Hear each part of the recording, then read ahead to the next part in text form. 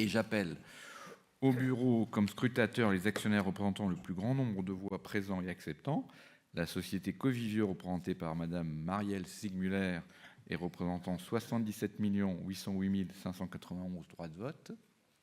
Elle est là. La société Predica, représentée par Najat Aski et représentant 21 266 436 droits de vote. Là également, merci. Je désigne Patrick Bourg comme secrétaire de l'Assemblée. La feuille de présence est en cours d'élaboration, sera arrêtée dans quelques instants. Mais d'ores et déjà, nous savons que les règles de quorum sont atteintes et nous ferons le point exact des voix dès que la feuille de présence sera arrêtée. Je déclare la séance ouverte. Je dépose sur le bureau et mets à disposition de l'Assemblée l'ensemble des documents légaux et statutaires exigés pour la bonne tenue des assemblées générales. Des lettres de convocation ont par ailleurs été adressées aux actionnaires inscrits au nominatif, aux commissaires aux comptes et aux commissaires aux comptes en charge de la certification des informations en matière de durabilité. Je déclare que les documents et renseignements prévus par les dispositions légales et réglementaires ont été tenus à la disposition des actionnaires sur le site internet de la société à compter du 25 mars dernier, ainsi qu'au siège social de la société. Par ailleurs, tous les documents prévus à l'article R 225-81 du Code de commerce ont été joints à l'envoi des formulaires de vote par correspondance à tout actionnaire en ayant fait la demande. La présente assemblée a été convoquée en vue de statuer sur l'ordre du jour qui vous a été porté à votre connaissance et rappelé dans votre livret de convocation. Vous serez en particulier amené à délibérer sur les résolutions à titre ordinaire et extraordinaire qui vous seront exposées et explicitées tout à l'heure. Le texte du rapport de gestion mis à disposition des actionnaires dans les formes légales, y compris dans le document d'enregistrement universel déposé auprès de l'AMF le 19 mars dernier, il est présent page 7 et suivante. Nous vous proposons une présentation synthétique des principaux points du rapport et ensuite il sera bien sûr répondu à toutes vos questions lors de la discussion. Merci Christophe. Alors, quelques éléments pour rappeler à la fois le contexte et l'activité de Covivio Hotels au cours de cette année. Le premier élément, c'est qu'on est sur un marché qui a été encore une fois porteur après une année 2023 exceptionnelle. On a connu en Europe une croissance des revenus par chambre de 4% en moyenne, avec d'un côté l'Europe du Sud qui continue à être sur le podium en termes de performance, l'Espagne, l'Italie, le Portugal, avec des croissances de 9%, notamment 13% pardon, pour l'Espagne et entre 4 et 6% pour l'Italie et le Portugal. Une bonne performance de l'Allemagne qui a connu un retard dans la reprise post-Covid. Et puis enfin, des pays que je considérais comme plus matures, comme le Royaume-Uni ou la France, qui ont connu une croissance mesurée, plus 2% sur l'année 2024. Ces bonnes performances du marché ont évidemment bénéficié à la performance de nos hôtels. Ce slide vous permet de donner une vision synthétique de ce qu'est le portefeuille de Covivio Hotels, un portefeuille à la fois extrêmement diversifié en termes de géographie, en termes de gamme, en termes de contrepartie, mais surtout, et la chose la plus importante, c'est un portefeuille de qualité avec notamment des localisations exceptionnelles, avec une note moyenne de 8,9 sur 10 pour le portefeuille géré aujourd'hui par Covivio Hotels. En termes d'activité d'asset management, on a connu une activité assez intense au cours de l'année 2024 qui devrait permettre de positionner le portefeuille sur un nouveau cycle de croissance sur les années qui viennent.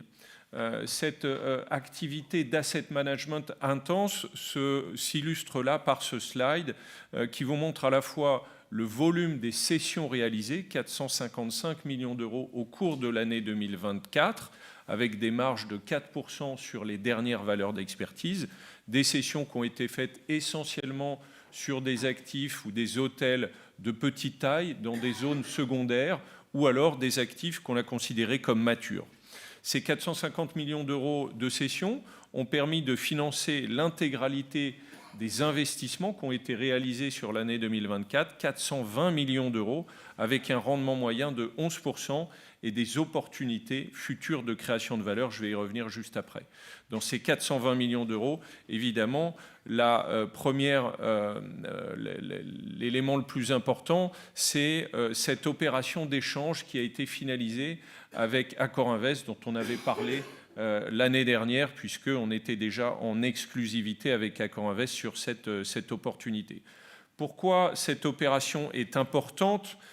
puisque elle nous permet grâce aux cessions d'actifs qui ont été faites auprès d'Accor Invest, de reprendre la pleine propriété de nos hôtels en murs et fonds, 43 hôtels détenus par Covivio Hotels, qui va nous permettre de travailler ces actifs puisqu'on aura la pleine propriété et on va pouvoir générer de la valeur via 3 opportunités, c'est ce qu'on met sur ce slide. 1, déjà reprendre la gestion complète de ces actifs et donc améliorer la performance intrinsèque de ces actifs via des gestionnaires spécialisés. Une opportunité sur certains de ces hôtels de pouvoir changer de marque et donc d'aller chercher des améliorations de chiffre d'affaires et de positionnement. Et puis, 3e élément, des programmes de travaux qu'on va initier à la suite de ce remembrement.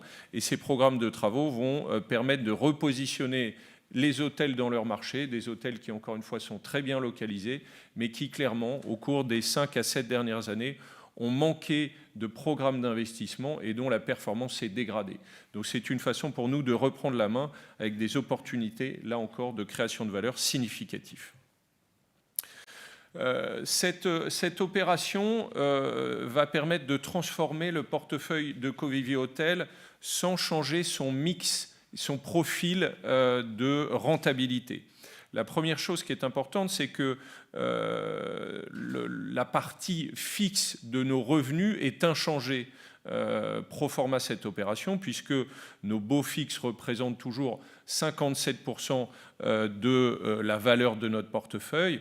En revanche, vous voyez que la partie bleu clair, qui était les baux en loyer variable, sur lequel nous n'avions pas la main en termes de performance, puisque c'était l'opérateur et donc le locataire qui gérait ces hôtels, ont diminué de 20 à 5% au profit de ces hôtels en murs et fonds, sur lequel, pour le coup, nous allons reprendre la main sur la gestion, sur l'optimisation et sur les travaux qui vont être faits sur les 2 à 3 prochaines années.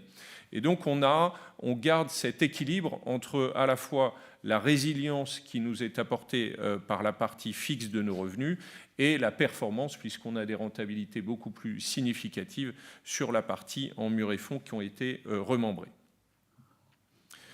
Deuxième élément en termes d'investissement, le retour à une phase d'acquisition, avec cette première acquisition significative réalisée au mois de novembre 2024, enfin tout début décembre 2024, pardon, avec un très bel hôtel dans les Canaries pour un peu plus de 80 millions d'euros, un rendement élevé, 6,75%, triple net, avec un locataire de premier plan, Iberostar, qui est un grand opérateur espagnol spécialisé notamment dans les destinations de loisirs comme les Canaries ou les Baléares. L'élément enfin significatif à relever, outre la localisation qui est très bonne, vous voyez la note de 8,9 sur 10, c'est pas oublier que les Canaries sont la première destination touristique espagnole, de loin, avec notamment une clientèle européenne qui vient là toute l'année, puisque c'est une destination où il fait beau de janvier à décembre, et donc avec des taux d'occupation historiques toujours très élevés. Dernier élément en termes d'investissement, les travaux. J'ai évoqué la stratégie sur les hôtels qui seront remembrés. On a investi au cours de l'année 2024 30 millions d'euros de travaux avec un rendement sur travaux de 15%, à la fois sur la partie en bail ou sur la partie en murs et fonds. L'objectif de ces travaux étant évidemment d'aller chercher des augmentations de prix moyens et donc une augmentation de la rentabilité significative.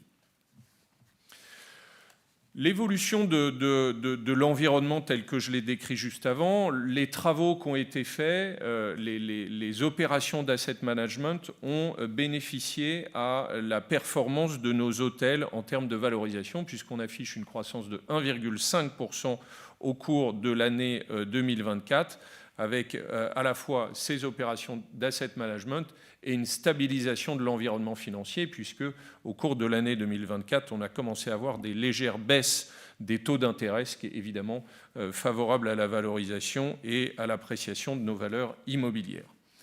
Je vais maintenant passer la parole à Patrick avant de finir sur la partie environnementale, puisque dans le même temps, nous continuons à travailler l'empreinte environnementale de notre portefeuille avec ces deux piliers que nous avions également évoqués l'année dernière, à la fois avoir cet objectif d'avoir une certification environnementale sur 100% de notre parc. Nous sommes à 97,5% en progression de 3 points par rapport à l'année dernière.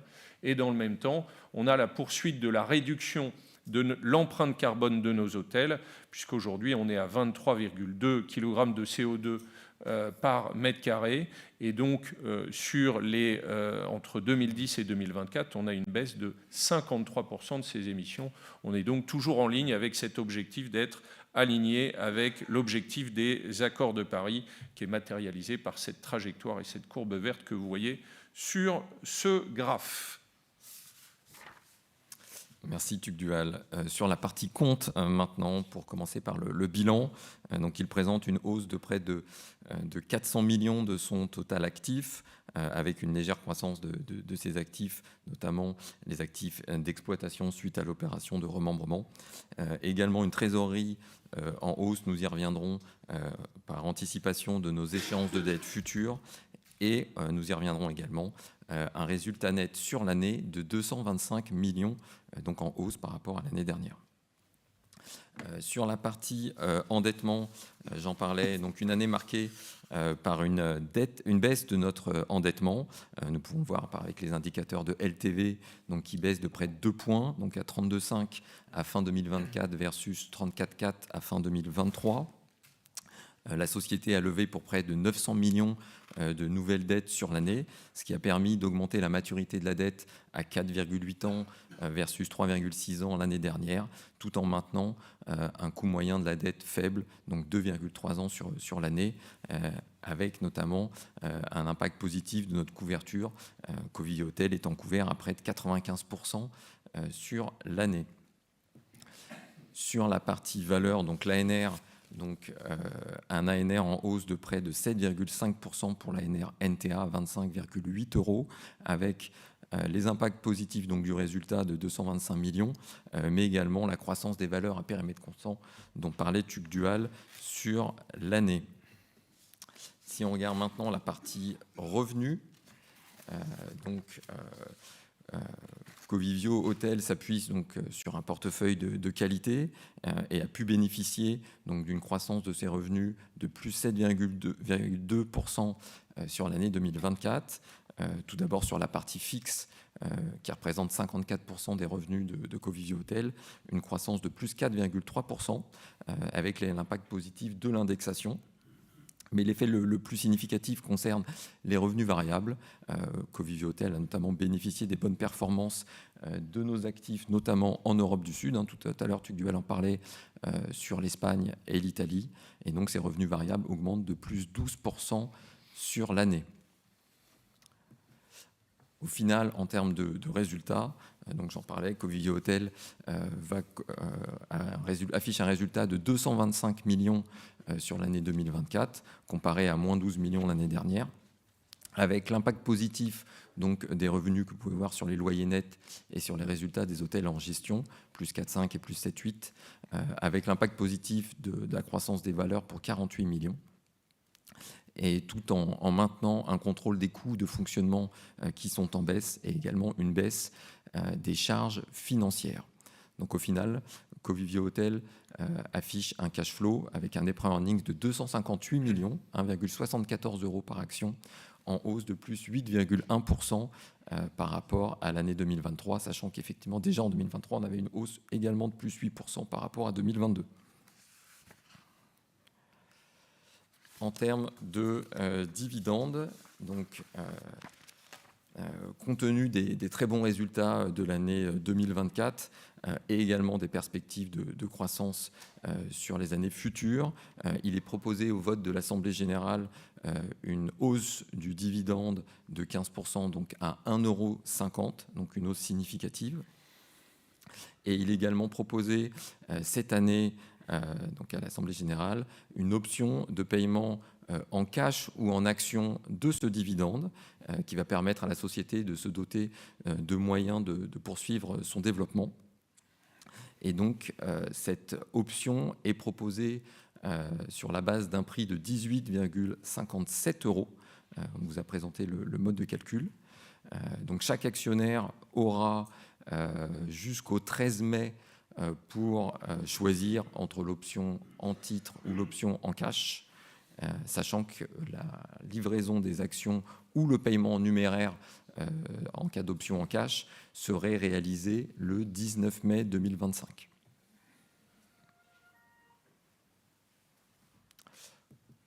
On vous a rappelé également la fiscalité donc, sur ce dividende.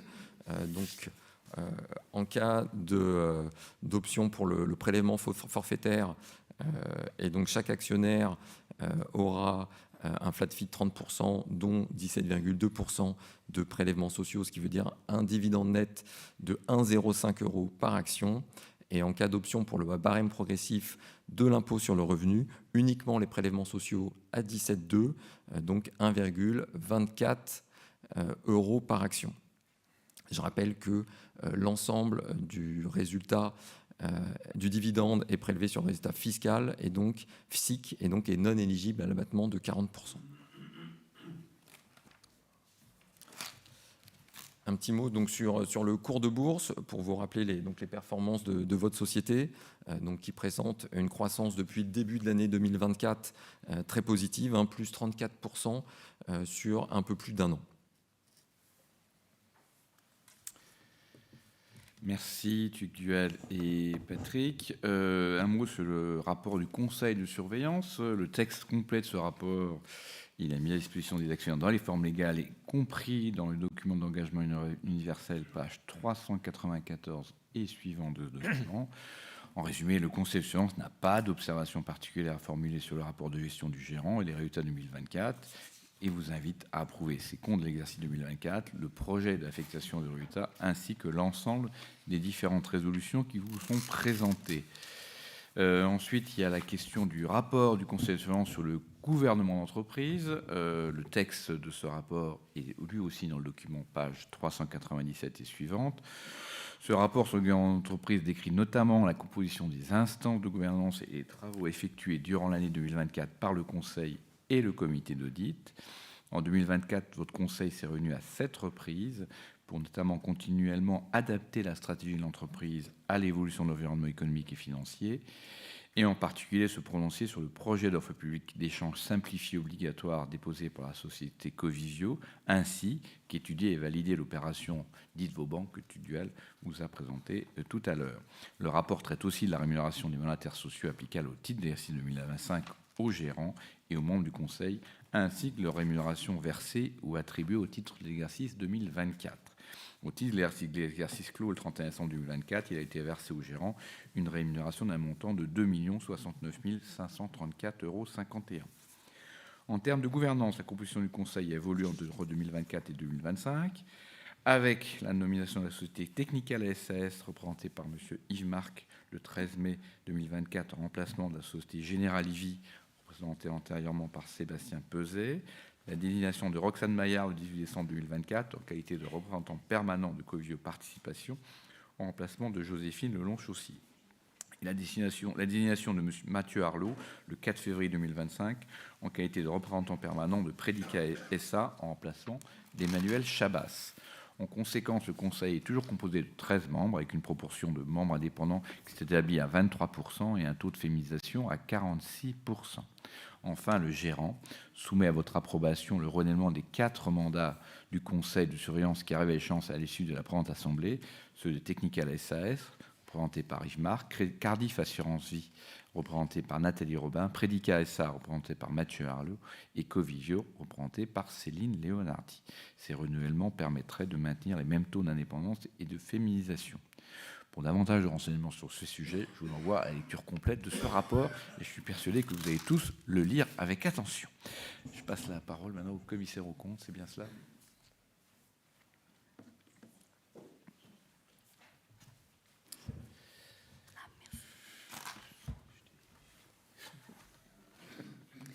Mesdames, Messieurs les actionnaires, je vais vous présenter au nom du Collège des commissaires aux comptes la synthèse des travaux que nous avons réalisés au cours de l'année et les rapports que nous avons établis pour votre Assemblée. Je vous propose de ne pas lire intégralement ces rapports, mais de vous en résumer le contenu. Notre audit a été réalisé conformément aux normes professionnelles applicables en France. Il a notamment consisté à examiner par sondage les éléments probants justifiant les comptes et à apprécier les principes comptables et les estimations retenues pour l'arrêté des comptes de Covivio Hôtel au 31 décembre 2024. En conclusion de nos diligences, nous avons délivré une opinion sur les comptes annuels sans réserve ni observation, sur les comptes consolidés sans réserve et avec une observation technique sur le changement de méthode comptable correspondant au changement de présentation du coût de l'endettement financier net, tel qu'exposé dans la note 4.2.1.1, référentiel comptable de l'annexe aux comptes consolidés. Concernant notre rapport sur les comptes annuels, mentionné dans la première résolution, nous avons notamment décrit les diligences menées sur les points clés de l'audit, qui concernent d'une part l'évaluation des titres de participation, des créances rattachées et des provisions pour risques éventuels liés à ces titres de participation, et d'autre part l'évaluation des actifs immobiliers. Concernant notre rapport sur les comptes consolidés, mentionné dans la deuxième résolution, nous avons également décrit les diligences menées sur les points clés de l'audit, qui concernent d'une part la valorisation des immeubles de placement et d'autre part l'évaluation des immobilisations corporelles et du goodwill associé du secteur opérationnel murs et fonds. Concernant notre rapport spécial sur les conventions réglementées, ce dernier fait état de 20 conventions autorisées au cours de l'exercice clos le 31 décembre 2024 par le Conseil de surveillance du 13 mai 2024 et du 14 novembre 2024, ayant été conclues dans le cadre de l'opération Vauban, dont une convention conclue le 20 juin 2024 relative au protocole d'accord avec Accor Invest et ses filiales, portant sur la réalisation sous conditions suspensives de l'opération Vauban, une convention conclue le 22 novembre 2024 relative à l'avenant au protocole d'accord Vauban portant sur les modalités de transfert de salariés pour 2 fonds de commerce acquis, 7 conventions conclues le 26 novembre 2024 relatives au pacte d'associés et avenant à ces pactes, et 11 conventions conclues le 29 novembre 2024 relatives aux contrats de cession d'actifs immobiliers et de titres. Par ailleurs, nous avons établi un rapport sur la 20e résolution relative à la réduction du capital par annulation d'actions. Nous n'avons pas d'observation à formuler sur les causes et conditions de la réduction du capital envisagée. Nous avons également établi des rapports relatifs aux résolutions 21 à 27 de l'Assemblée générale extraordinaire portant sur l'émission d'actions et ou de valeurs mobilières. Nous n'avons pas d'observation à formuler sur les informations communiquées et les modalités des opérations proposées qui sont conformes à la loi. Nous établirons un rapport complémentaire, le cas échéant, lors de l'utilisation de ces délégations par le conseil d'administration. Mesdames et messieurs, je vous remercie de votre attention.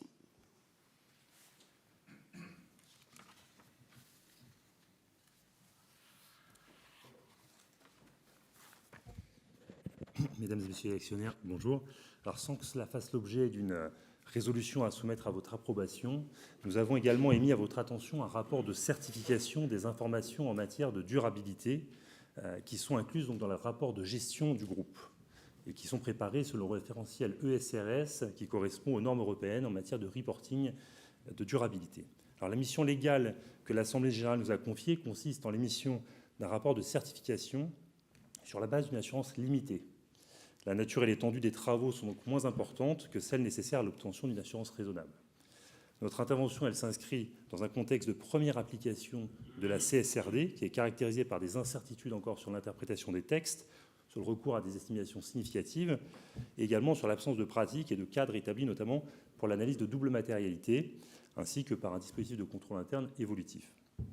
Les conclusions de notre mission d'assurance limitée ont été présentées au comité d'audit et au conseil de surveillance. Elles portent sur 3 axes. Premièrement, la conformité aux ESRS du processus mis en œuvre par Covivio Hôtel pour déterminer les informations à publier en matière de durabilité. Deuxièmement, la conformité des informations en matière de durabilité publiées dans le rapport de gestion avec les exigences de l'article du Code de commerce, y compris les ESRS. Et troisièmement, elle porte également nos conclusions sur le respect des exigences de publication des informations prévues à l'article 8 du règlement européen sur la taxonomie. Alors, sur la base des vérifications que nous avons opérées, nous n'avons pas relevé d'erreurs, omissions ou incohérences importantes concernant les 3 axes de notre mission. Sans remettre en cause notre conclusion relative à la conformité des informations en matière de durabilité avec les exigences réglementaires, nous attirons votre attention sur le contexte de première application, caractérisé notamment chez Covivio par des incertitudes sur l'interprétation des textes, en particulier concernant le traitement des émissions de gaz à effet de serre liées aux locataires des hôtels, également sur l'estimation d'une partie des données de consommation d'énergie, d'eau, de production et traitement des déchets, et enfin sur la première année de reporting des données sociales sur le périmètre murs et fonds de Covivio Hôtel. Nous avons également précisé que les informations fournies en application de la norme environnementale ESRS E1 relative aux chambres climatiques et au titre de la norme sociale ESRS S1 relative au personnel de l'entreprise ont fait l'objet d'une attention particulière. Je vous remercie pour votre attention.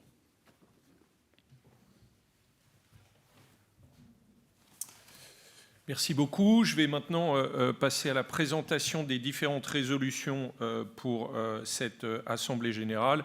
À l'issue de cette présentation, nous serons évidemment disponibles pour répondre à l'ensemble de vos questions. Étant entendu que à la fois le gérant et le conseil de surveillance recommandent l'approbation de toutes les résolutions ordinaires et extraordinaires.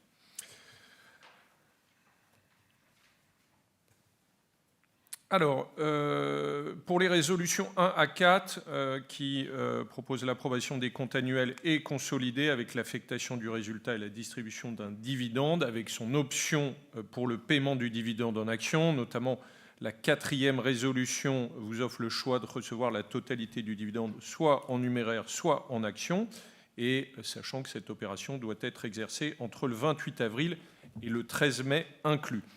Pour rappel, le détachement du coupon interviendra le 24 avril avec un paiement le 19 mai.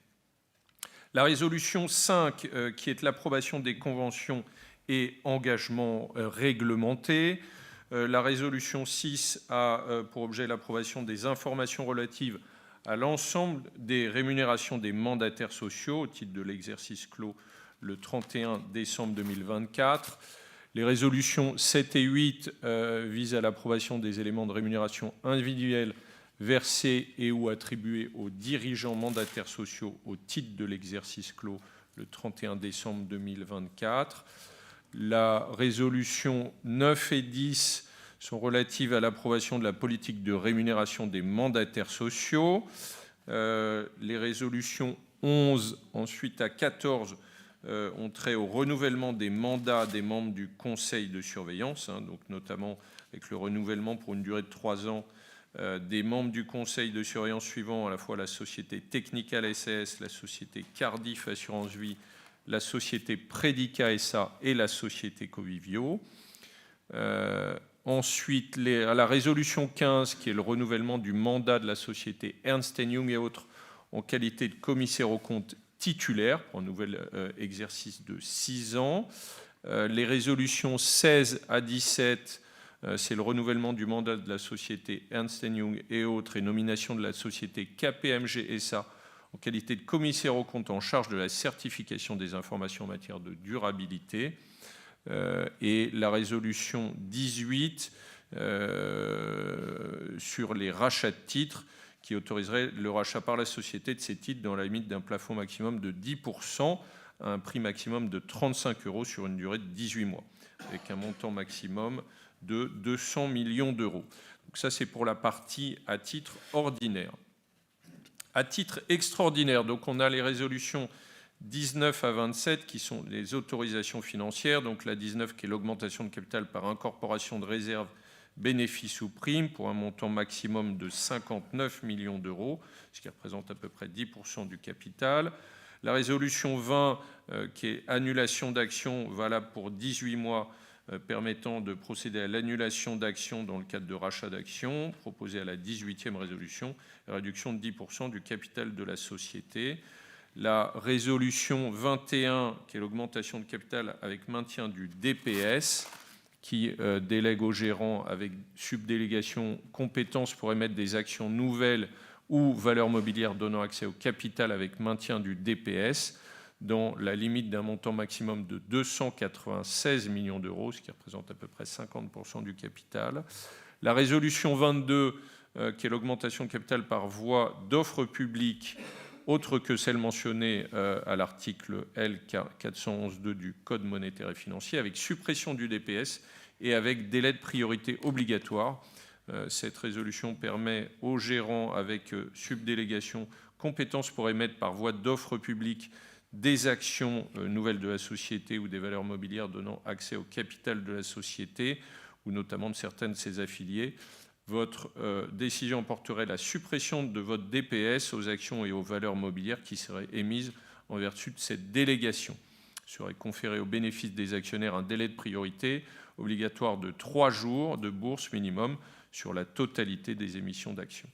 Et ce pour un montant maximum de 118 millions d'euros, ce qui représente encore une fois à peu près 10% du capital.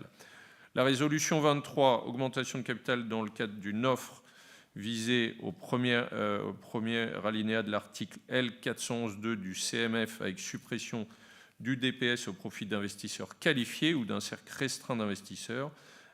Donc cette résolution déléguerait au gérant avec subdélégation compétence pour émettre des actions nouvelles et ou des valeurs mobilières donnant accès au capital de la société ou notamment de certains de ses affiliés au profit d'investisseurs qualifiés ou d'un cercle restreint d'investisseurs.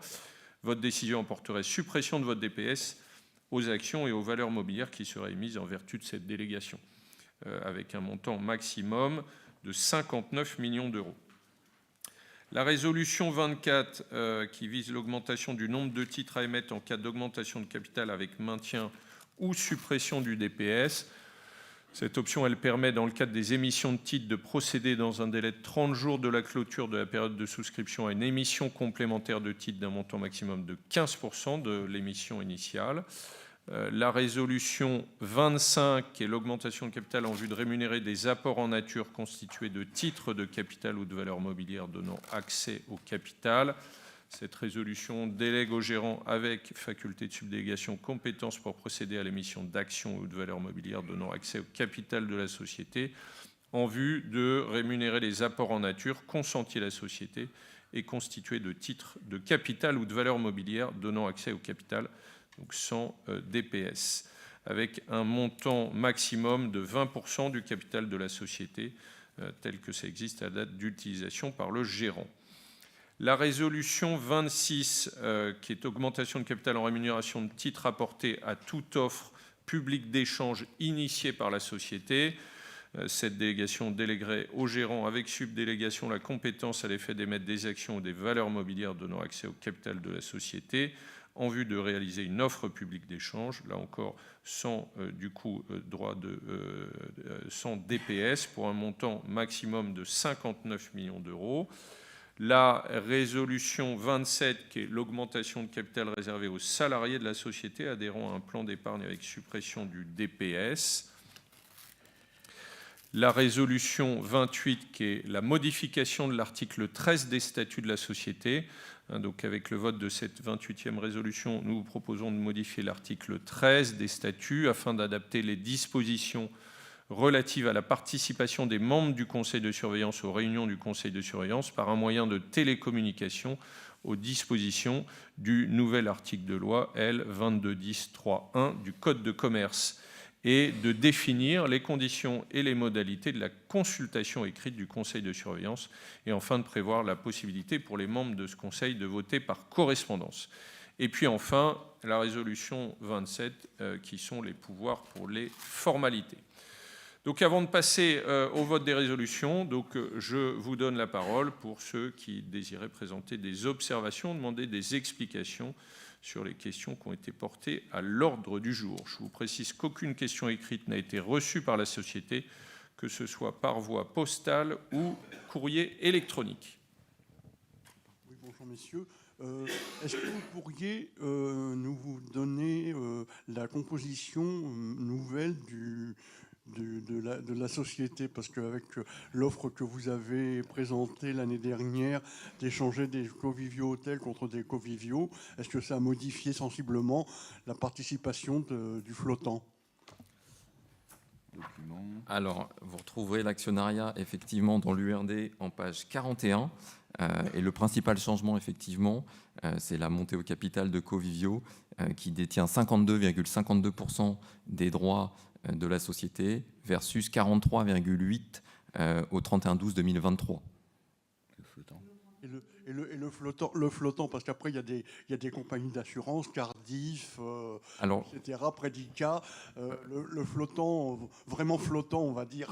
Alors, le flottant, au 31/12/2024, s'établit à 2,18% et il était à 2,63% à fin 2023. D'accord, merci. Bonjour. Bonjour. Deux questions. Est-ce que vous pouvez nous donner vos perspectives pour le secteur hôtelier européen en 2025 ? Et vous faites mention des notes Booking dans vos présentations. Donc, pourquoi Booking ? Merci. Alors, sur les perspectives 2025, ça c'est la grande question. Merci de l'avoir posée. C'est vrai que 2025 arrive après 2 à 3 années de croissance qui ont été extrêmement positives, notamment une année 2023 exceptionnelle, une année 2024 soutenue. On arrive probablement à une phase de stabilisation, un peu à la fois en termes de demande et d'offre, donc avec probablement des croissances plus modestes des revenus par chambre, ce qu'on appelle l'indicateur clé qui est le RevPAR, un peu partout en Europe.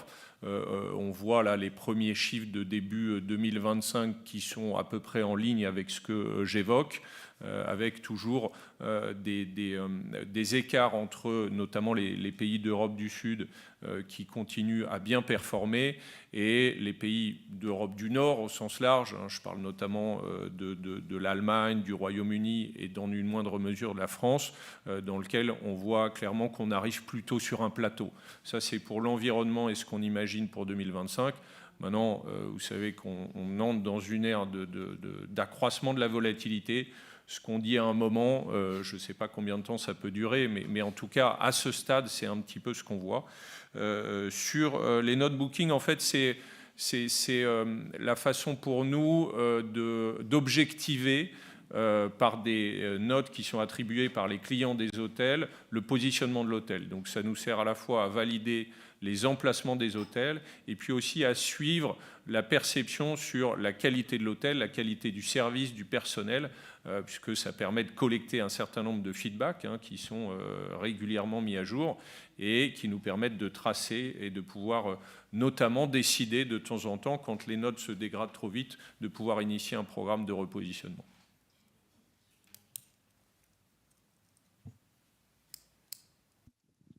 Bonjour. J'ai des questions sur le rapport extra-financier. Vous parlez d'un scénario CRM 1,5 degrés en 2030. Moi, j'avais en tête 1,5 à la fin du siècle. Et c'est ce que parlent beaucoup de sociétés. Alors là, ça a l'air beaucoup restrictif.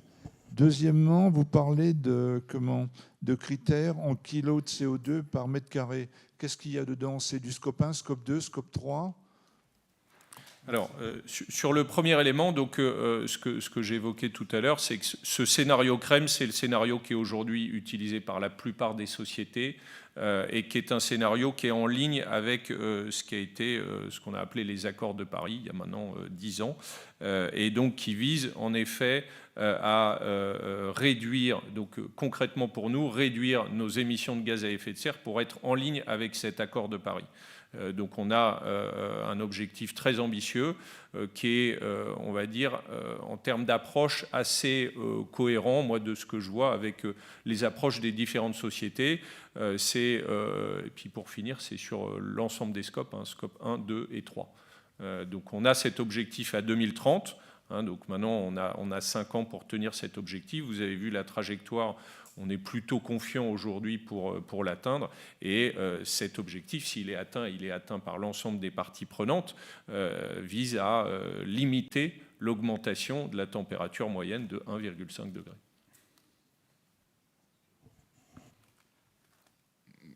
Oui, bonjour. Monsieur Gendère, j'ai une petite question. Vous proposez de racheter jusqu'à 10% de vos titres à un montant maximum dans les résolutions à 35 €. Aujourd'hui, votre cours de bourse est de 23. Votre ANR, page 3, il est de 24,9 ou 25,8 dans le document de référence. Comment vous calculez ces 35 €? Et mon autre question, c'est concernant l'offre qui a eu lieu de Covivio pour échanger contre des Covivio Hôtels. Est-ce que c'est des choses qui risquent de se renouveler, ou est-ce que le fait d'avoir passé les 50% vont faire qu'à terme, on va dire la maison mère risque de faire une offre sur Covivio Hôtels? Merci. Sur la première question, c'est clairement une résolution de sécurité.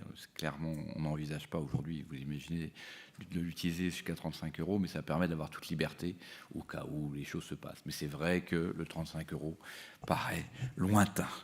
Sur le second sujet, en effet, Covivio est progressivement monté au capital de Covivio Hôtel depuis sa création. Au départ, on avait 20% du capital. Et progressivement, on est monté au capital. Ça fait partie de la stratégie de Covivio d'augmenter son exposition à l'hôtellerie. Voilà, après, on verra bien pour la suite. Aujourd'hui, il n'y a pas de plan qui se soit arrêté.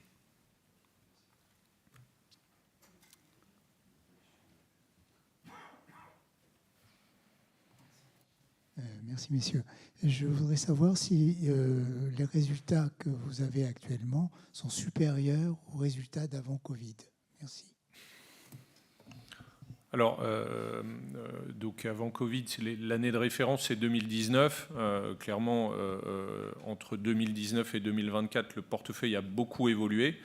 Ce qu'on peut dire, c'est que globalement, on a des croissances de revenus qui ont été extrêmement significatifs et donc qui ont permis à la fois de revenir sur des niveaux d'avant Covid quand on regarde hôtel par hôtel, voire même surpasser dans un certain nombre de destinations, puisque dans le même temps, on a eu aussi une inflation qui a été relativement forte.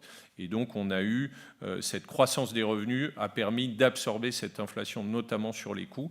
Donc, au global, on a plutôt un secteur qui a très bien résisté et qui est sorti renforcé, je dirais, de la crise du Covid, avec évidemment des destinations qui ont émergé et d'autres destinations qui sont un petit peu en retrait en termes de performance. Je pense notamment à certaines, notamment villes industrielles d'Allemagne, par rapport à des destinations beaucoup plus loisirs, qui ont clairement surperformé par rapport à l'avant-Covid.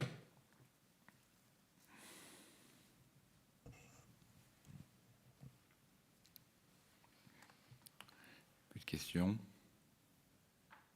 Je propose qu'on passe au vote des résolutions. Donc, je vous informe que d'après la feuille de présence arrêtée et certifiée par les membres du bureau, on a 63 actionnaires possédant ensemble un peu plus de 145 millions d'actions au titre de l'Assemblée générale ordinaire et 65 actionnaires possédant ensemble 145 86 277 actions au titre de l'Assemblée générale extraordinaire, ce qui nous fait 97,93% du nombre d'actions possédant le droit de vote en Assemblée ordinaire et 97,93% pourcentage d'actions possédant le droit de vote en Assemblée générale extraordinaire, sur un total de 148 141 452 actions sont présents, représentés ou ont voté par correspondance.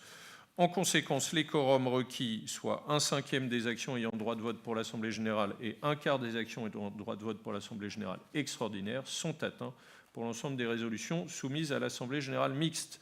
Je vous confirme que l'Assemblée est par conséquent régulièrement constituée et peut valablement délibérer. Je mets donc successivement en voie les résolutions suivantes, dont vous trouverez le texte dans le livret de convocation. Donc j'invite les personnes qui désirent s'abstenir ou voter contre l'une ou l'autre des résolutions à bien vouloir vous diriger à la fin de la présente assemblée au bureau d'accueil afin de communiquer votre nom et le nombre d'actions que vous détenez.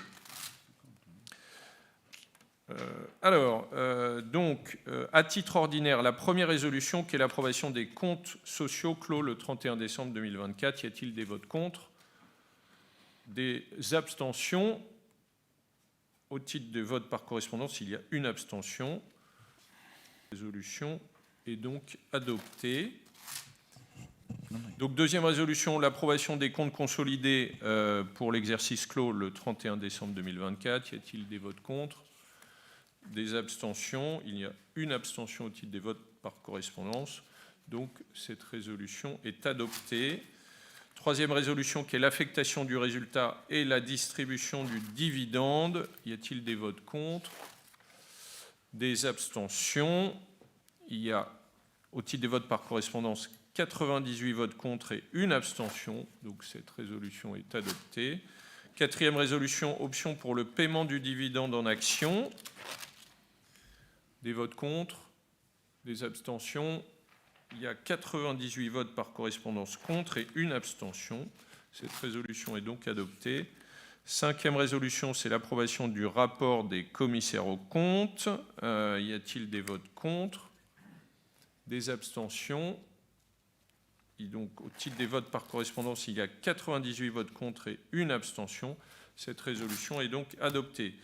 Sixième résolution, qui est l'approbation des informations visées à l'article L2219I du Code de commerce relative à l'ensemble des rémunérations des mandataires sociaux au titre de l'exercice 2024. Des votes contre, des abstentions.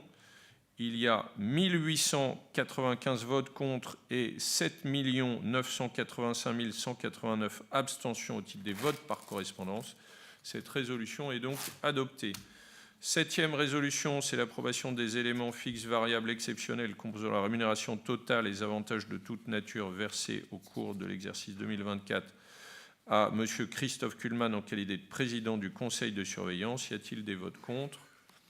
Des abstentions? Au titre des votes par correspondance, il y a 1895 votes contre et une abstention. Cette résolution est donc adoptée. Huitième résolution, c'est l'approbation des éléments fixes, variables, exceptionnels composant la rémunération totale et les avantages de toute nature pour l'exercice 2024 attribués à la société Covivio Hôtel Gestion en qualité de gérant. Y a-t-il des votes contre? Des abstentions? Il y a, au titre des votes par correspondance, 1895 votes contre et 7 985 189 abstentions. Cette résolution est donc adoptée.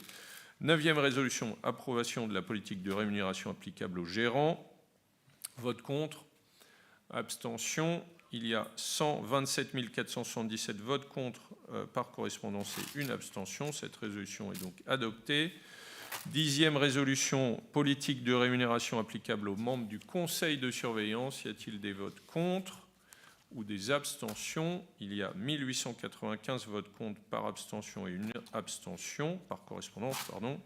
Onzième résolution, renouvellement du mandat de la société Technical SA en qualité de membre du conseil. Y a-t-il des votes contre? Des abstentions? Par correspondance, on a 126 909 votes contre et une abstention. Cette résolution est donc adoptée.